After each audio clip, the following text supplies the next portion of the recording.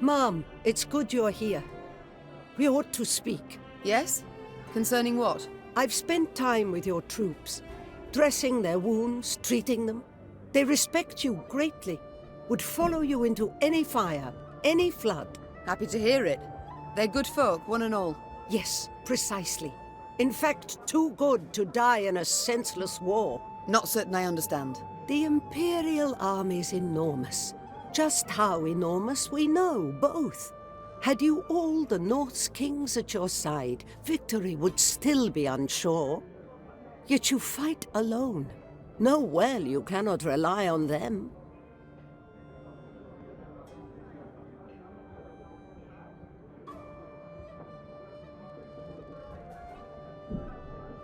You forget yourself, madam.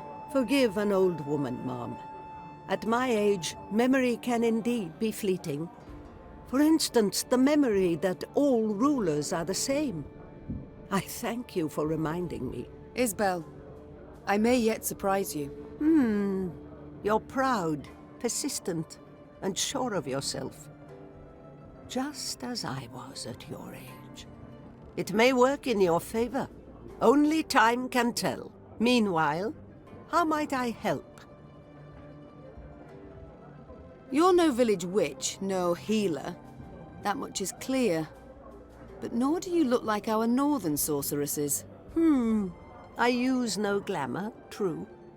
I've come to feel a body must age, and honestly so, as nature intended, as is the order of things. You sound much like a druid drivelling on about balance, harmony, the good that is rot. Rather poor, their reputation, druids.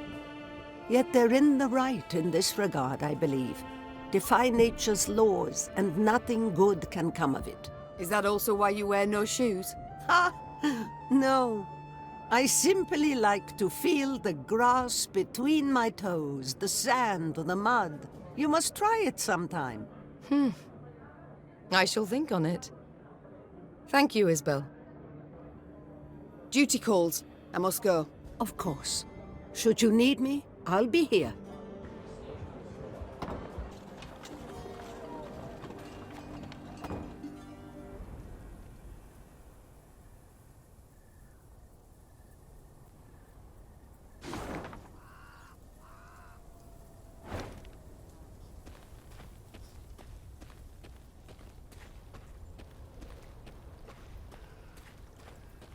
Cursed land. Nothing but corpses and ash. Go to Aerdal, they said. You'll sell at a profit. The ruins still smoulder. Nilfgaard Park's not long afore. They must be close. No doubt they already knock at Aldersberg's gate. We must make haste. Brave warriors, fled so fast, didn't manage to pack. Beautiful sword. Not a scratch on it. Our army showed well in the parade, but when it came down to it, it's of no real use to me. Take it if you'd like. Left in the fields, it'll go to waste. Brave warriors, fled so fast, didn't manage to pack.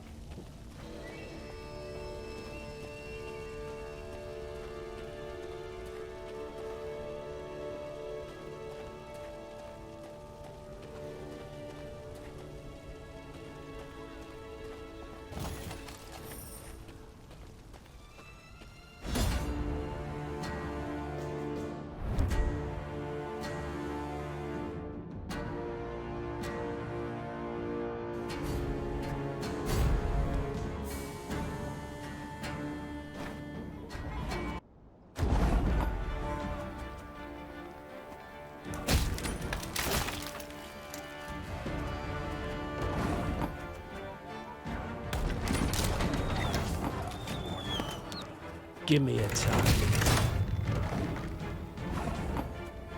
Our ballista, your command.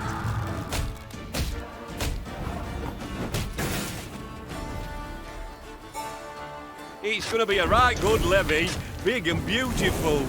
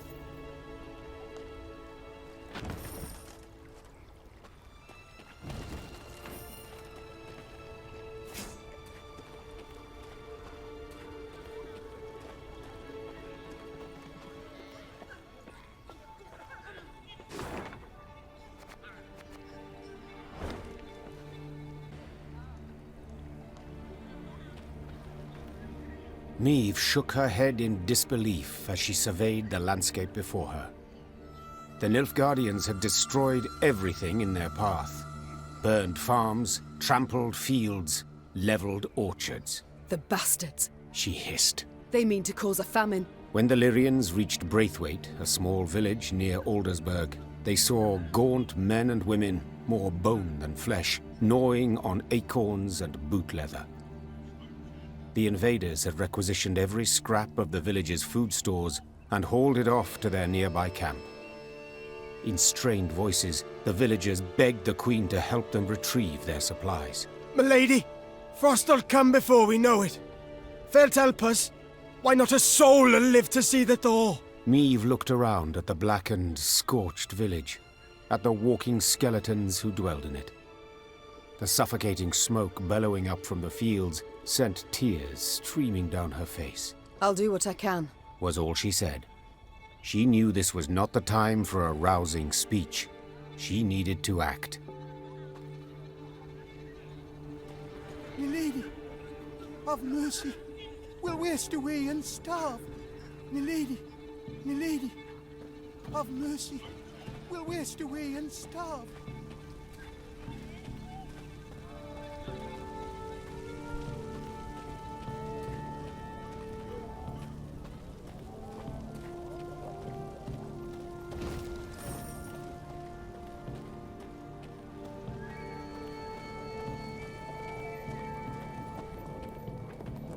The Lyrians reached the outer defenses of the camp where the Nilfgaardians had taken Braithwaite's food stores.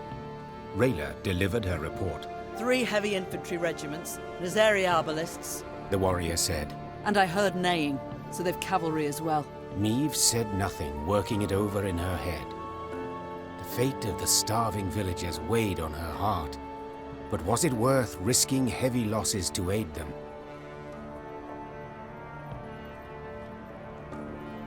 The Nilfgaardians keep food in storage and watch it rot while peasants perish from hunger.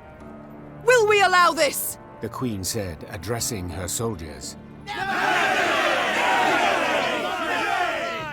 Cried the soldiers. I didn't think so. Maeve said with a smile as she drew her weapon. Lyrians, attack!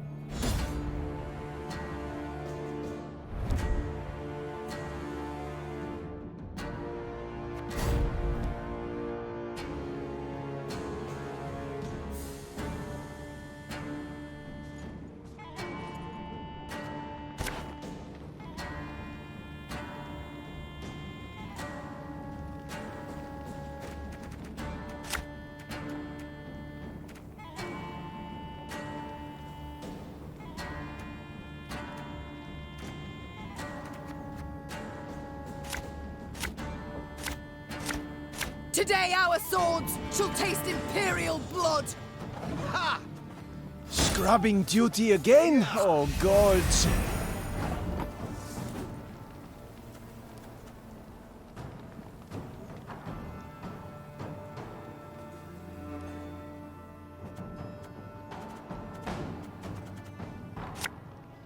You mad? Don't shake that! Aye.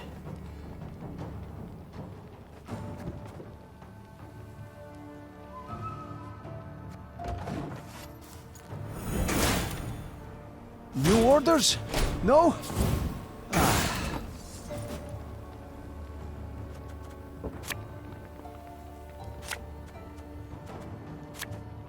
This could hurt.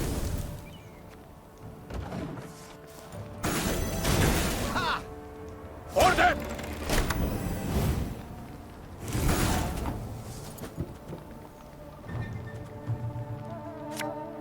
Greetings. What is it?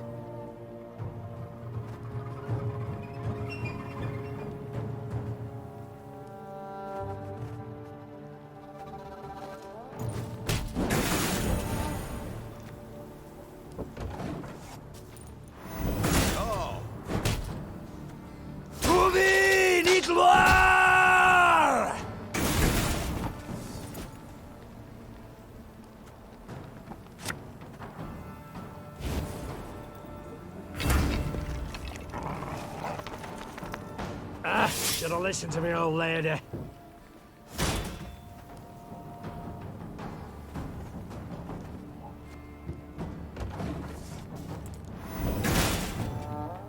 Notice! All roads lead to Nilfgaard.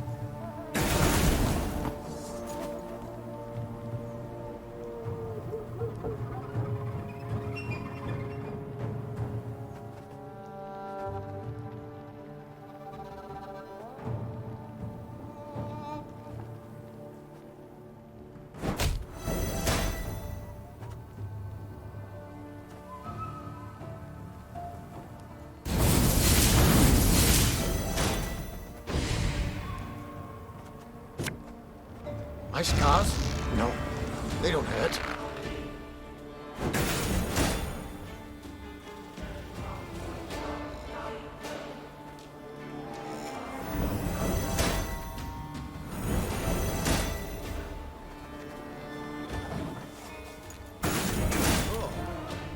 Hail Herzer.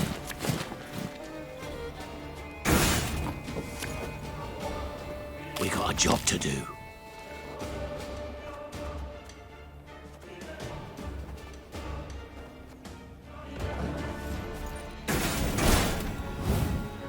Life is mine now.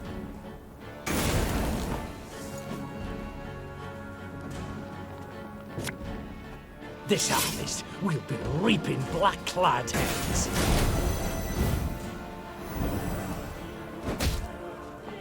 Alba!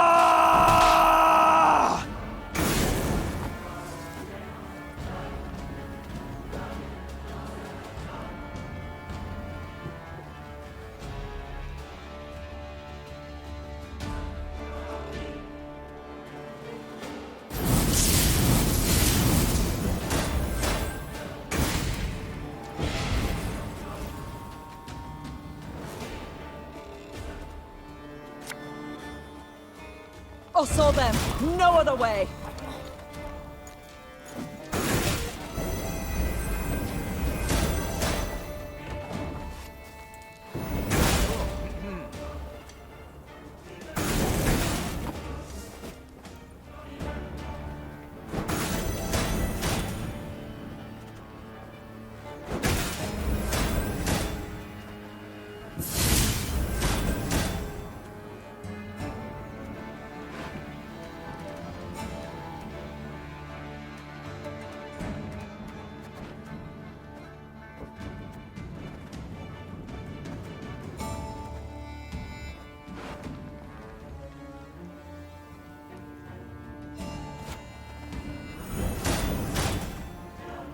When will you ever learn?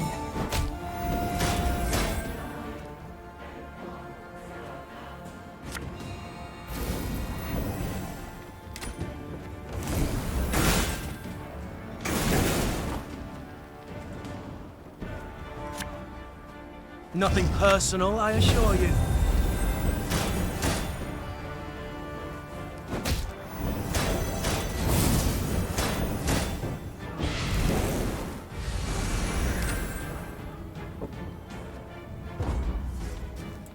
Your Grace, the battle's won.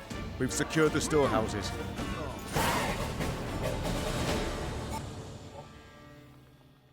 Niamh managed to rout the Nilfgaardian troops and regain the stolen supplies. However, the Queen's good humor faded soon after the battle. Her soldiers began loudly demanding she not return to the village, but keep the food for her troops. We've nigh empty bellies too, my lady. And whatever we give them, the black-clad bastards will just steal right back.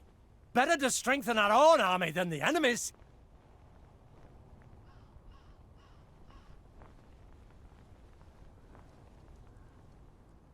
Easy it would have been to take offense at the soldier's words, to accuse him of greed.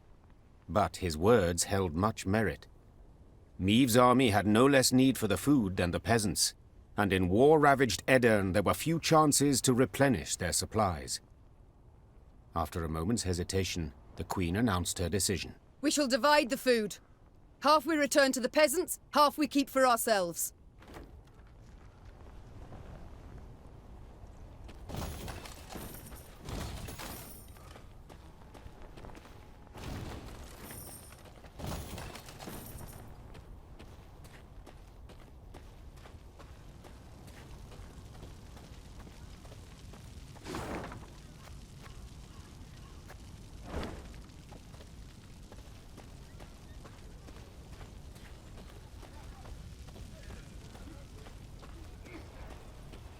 At first, the peasants were glad to see the soldiers.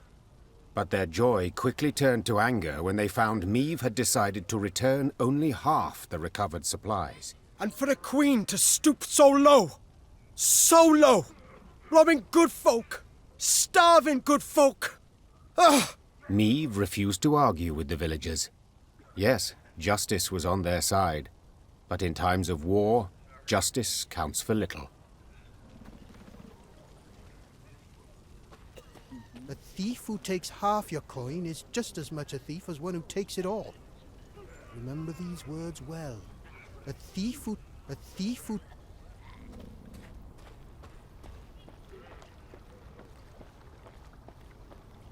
Meve's mount reared and flattened its ears, spooked for no visible cause. Trusting in animal instinct, Meve jumped to the ground and felt tremors under her boots. At first they were faint, barely palpable, then grew stronger and stronger. What's going on? Meve cried. Why does the earth tremble? Before anyone could respond, a scout from the forward guard let out a terrified cry. A moment later, snapped trees crashed down around them, and out of the woods came a 30-foot-tall stone giant. Gods, Whispered the queen. what is that? A golem, Isbel whispered back. favorite servant of Nilfgaardian mages. As if to confirm his words, soldiers marched out from behind the giant, clad in heavy black plate. Their leader, however, wore but a light tunic, and his hands glowed with a strange blue light. Dithen Quan and Lyrien!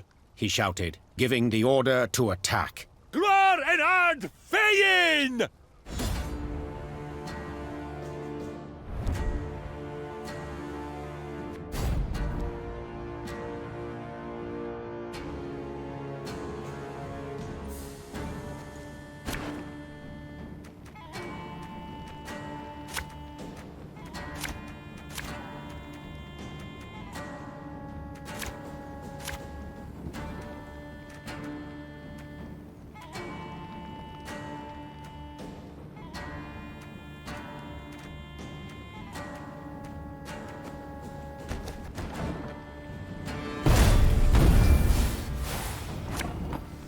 This could hurt.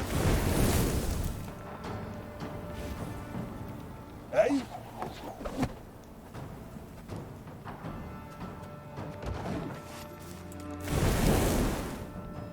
My powers are yours. Adart! Mom, break the mage's spell, and the golem's power will wane to naught.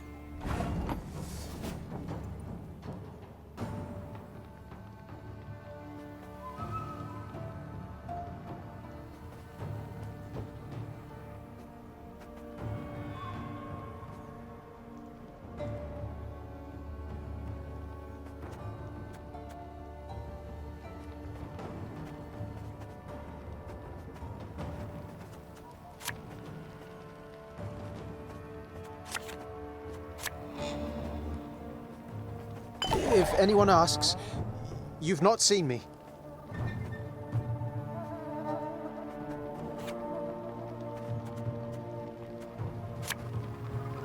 We got a job to do.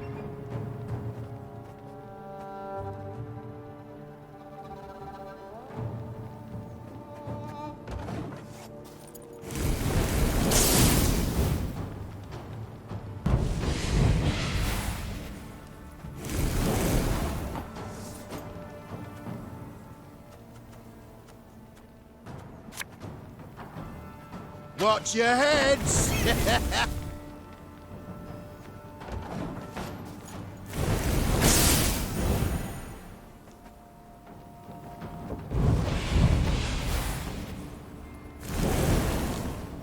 The mage! Kill the mage!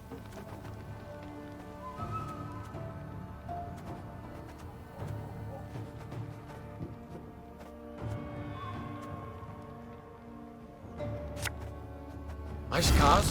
No, they don't hurt.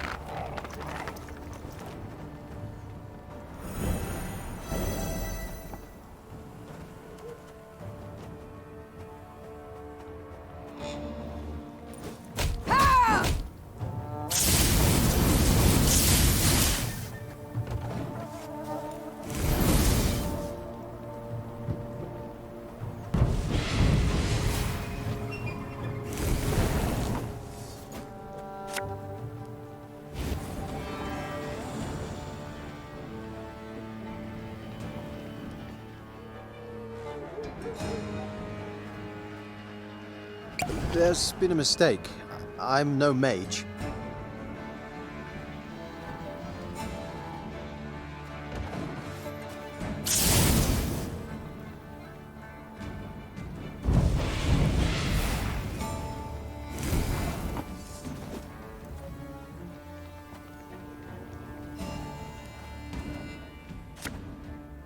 My spirit's willing and how, but the boots are killing me.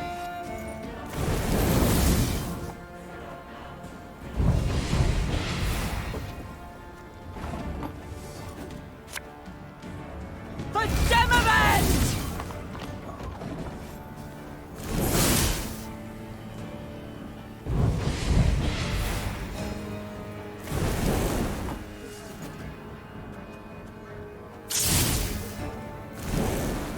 Your Grace, it worked! Raising her shield against the whistling rain of arrows, Meve fought her way towards the Nilfgaardian mage leading the attack. At close quarters, magic arcana would stand no chance against a well-swung blade. Yeah! Meve roared, delivering a powerful blow. Her blade severed the mage's aorta, and drowning in his own blood, he fell to the ground. He choked out by way of last words. Then the blue aura coming from his hands flickered out, and the stone giant thundered to the ground in pieces. When the dust of the battle had settled, the Queen ordered her men to search the Nilfgaardian camp. In the mage's tent, they found a rare instrument used to communicate at a distance, a megascope. The crystals encrusted in its brass frame were still warm, meaning it had recently been used to conduct a conversation. The burning question was, with whom? Isbel! Yelled the Queen. The mage dutifully came closer. This device. Could you activate it? Yes, Your Grace. But are you sure? I am. Get to work. Isbel nodded, then began calibrating the magic device. Finally, something clicked. A light flickered on, and before Meve's eyes appeared the outline of a Nilfgaardian general. Speak common, please. I know not your tongue. Oh, forgive me. I thought I spoke to someone else. Good to see you in good health, Queen. Or ex-Queen, I suppose, would be the more apt title. Instead of fretting so much over my title, give yours. Of course. Where are my manners? Duke Aerdal Aep Dahy, Grand Chancellor, Commander of Army Group East. I believe you've heard of me. Of course I have. You are the coward who, instead of facing me himself, employed traitors to do his bidding. What you call cowardice, I call diplomacy. And you must admit this diplomacy has proven quite successful. First Lyria, then Rosberg, and southern Aedirn, all taken without any real losses. Enjoy it while you can. Easy victories are short-lived. Is that what you think? I'm afraid you're in for an unpleasant surprise. Is that a threat? No. A simple prediction. Enough of this. Why use this megascope? What is it you want?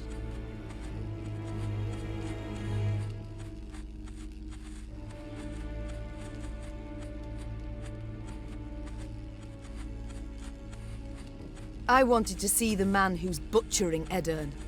The man responsible for the deaths of thousands of women, elders and children. Then your desire has been satisfied. It was I who gave the order to cleanse this land of unwanted elements, to prepare it for settlement, for... Unwanted elements?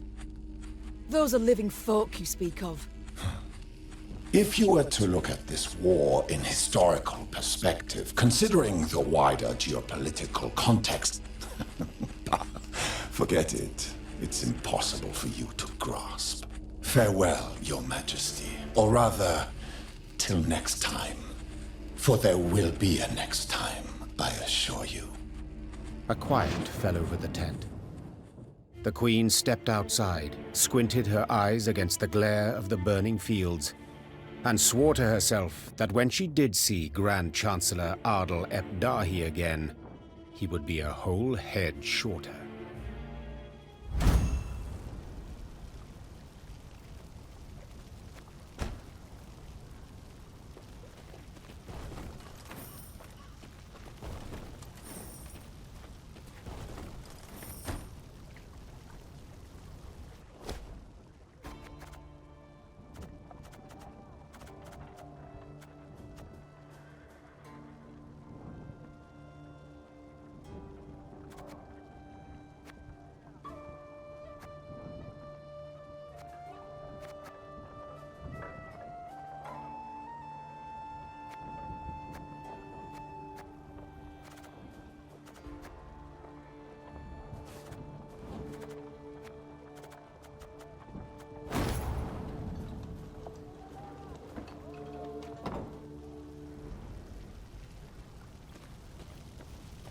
All destroyed.